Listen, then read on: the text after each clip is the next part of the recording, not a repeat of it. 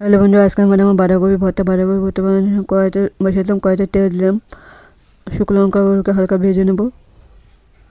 তবে কালো জিরে দিয়ে দিলাম, রসুন দিয়ে দেবো, পেঁয়াজ কুচি দিয়ে দেবো, কাঁচা লঙ্কা দিয়ে দেবো।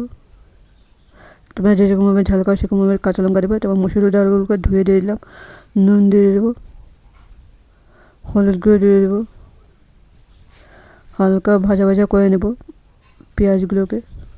তারপর আরেকটা কড়াইতে বাঁধাকপিগুলো কুচি কুচি করে রেখেছি, এগুলোকে দিয়ে দেবো। তারপর নুন দিয়ে দিলাম,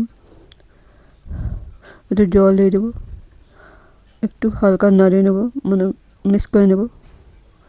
তারপর বাঁধাকপিগুলো সিদ্ধ হয়ে ঢেকে দিলাম। তারপরে পেঁয়াজের হালকা ঠান্ডা করে এগুলো পেস্ট করে নেব। এগুলোকে আমি একটু দানা দানা টাপে রেখেছি পেস্টগুলোকে। আর এটা পেস্ট বানাবো, এখানে ধনেপাতা দিয়ে দিলাম, সিদ্ধ করা বাঁধাকপিগুলো ঠান্ডা করে এগুলো দিয়ে দিলাম। এগুলোকে একটু দানা দানা টাইপে রেখেছি, পেস্ট করেছি। তারপরে কড়াইতে তেল দিয়ে দিলাম, তো পেঁয়াজের পেস্টটা দিয়ে দেবো, বাঁধাকপির পেস্টটা দিয়ে দিলাম, নুন দিয়ে দেবো, হলুদ গুঁড়ো দিয়ে দেবো, জিরে গুঁড়ো দিয়ে দেবো, কাশ্মীরি লঙ্কা গুঁড়ো দিয়ে দেবো। এগুলোকে মিক্স করে নিলাম,